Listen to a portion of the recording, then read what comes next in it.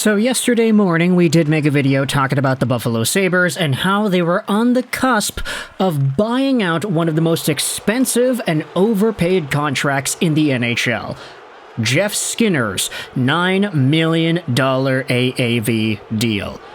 Now, to Skinner's credit, and we talked about this in the video yesterday, but he's been a pretty okay player. Like, we went over all the numbers, we had talked about the points, we had talked about the on-ice metrics, the even-strength goal production, the playmaking, and everything in between. Jeff Skinner is a fine hockey player who just happened to have 46 points in 74 games played last year after putting up a career-high 82 points in 35 goals in 79 games played the year before. Skinner may not be a $9 million caliber player, but as a guy who can get 25 to 35 goals a year and maybe reach upwards of 60, 70, 80 points even if he gets lucky, this is totally a player that is worth some money, maybe just not $9 million a year kind of money. And so, when it comes to potential teams that might be interested in him, I wanted to go out there and talk about this Twitter post made by the Donnie and Dolly folks from yesterday. Could Jeff Skinner be an option for the Vancouver Canucks if he's bought out by the Sabres?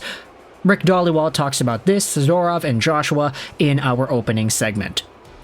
This was from yesterday's edition of Donnie and Dolly, and because it's a video, we're going to leave a link in the description if you want to listen to the audio yourself, but we're also going to leave a link in the description to this article published on CanucksDaily.com by Cooper Godine. I like this article because it goes out there and transcribes the Rick Dhaliwal quote, makes it easier for us to screenshot it, put it on the screen, and follow along together. So, let's go out there and read what Rick Dhaliwal says about Jeff Skinner. Well, we want to wait and see what happens, Don. And you're correct. Jeff Skinner, the rumor is right now that he will be bought up by the Sabres. He's making close to $10 million a year, but the Sabres want to free up some cap space, and they want to go after some big names on the free agent market. He added. Now, where it gets interesting with Skinner is that Jim Rutherford drafted him in Carolina in 2010. He's 32 years old with 92 goals in the last 3 years. He had a really bad 2 years and followed it up with 30, 30, and 30. He had scored 40 goals 6 years ago. This guy could be another option for Elias Pettersson. The Canucks, let's be honest, whether it's a trade, whether it's July 1st, they are looking high and low for a winger for Pettersson. So could it be Skinner? Rutherford has a good read on this player. He drafted Skinner and is trying to put 2 and 2 together. So, with this in mind, I was actually playing NHL last night. It was last night by the time this video was uploaded on YouTube, but for me personally, talking in the microphone right now, it was like 2 hours ago. But I was suiting up for Chell with the buds, and one of my friends asked me, hey, what are your thoughts on Jeff Skinner to the Vancouver Canucks?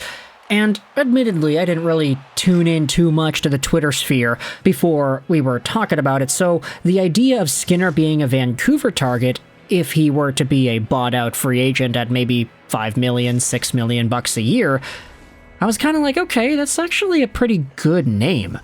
I mean, I like to say that I'm one of the bigger believers in Jeff Skinner and his game because I had him in fantasy back in high school, and I always kind of appreciated his game since then. But even during the bad years, Jeff Skinner was a $9 million guy who was only scoring 14 points in a 53-game sample. He had a really bad stretch in Buffalo where that contract was seen as an absolute nightmare before he exploded with his 82-point season in 22-23 and his 60-point season in 21-22. Jeff Skinner has gone through the ringer of ups and downs and being in a bad spot and bouncing back and actually being productive and working with the other Buffalo Sabres stars to get points, like Tage Thompson, like Alex Tuch, like the Victor Olofssons and the Mittelstads and the Dahleens. Sure, a lot of these guys aren't there anymore, but still. Jeff Skinner is a name that has proven time and time again that he still has what it takes to be a competent top 6 scoring NHL player, from his time in Carolina to his time in Buffalo. The connection with Jim Rutherford is interesting because we've known that those connections really do mean something. We saw Rutherford and Alvin going after all of the old Pittsburgh Penguins over the years, Casey DeSmith, Sam Lafferty, Ian Cole, Jake Gensel now too. So could that philosophy apply as far back as the Carolina days? We know that the opposite is true.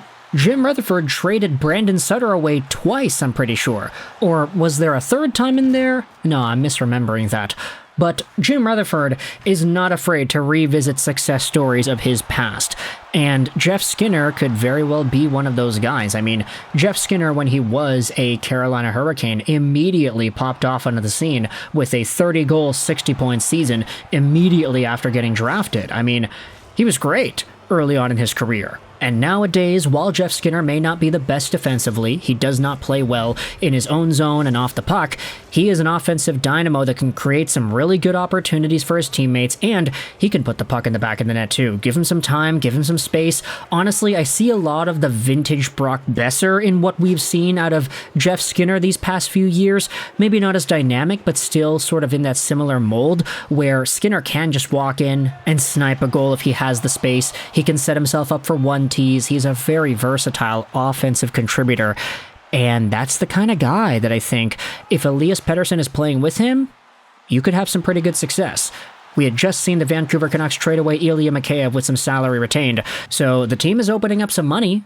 If they're not able to get Jake Guentzel, if they're not able to sign him to a $9 million contract, they get outbid by some other team that wants him more, then maybe Jeff Skinner could be a nice retaliation prize. Who really knows?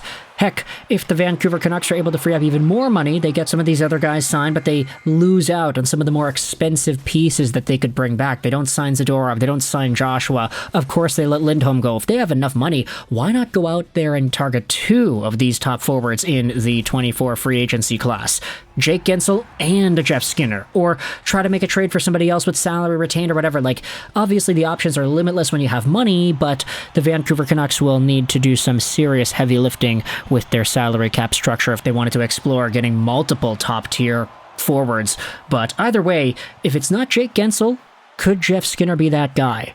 If you wanted to go cheaper, do you do Skinner and Tyler Toffoli? I don't know about you, but if the Vancouver Canucks have a top six of Pettersson, Toffoli, Höglander, Miller, Besser, and Jeff Skinner, then I really like that. Have the Dakota Joshua replacement be Pia Suter, and have him skate with Bluger and Garland. And then on the fourth line, you could have Podkolzin and whomever else, Niels Oman or whatever. There are a lot of options that could bring themselves up if the Canucks use their money on some cheaper dudes, or if they're not able to get any of the top tier guys and have to settle for a little bit less. So let me know your thoughts in the comment section below.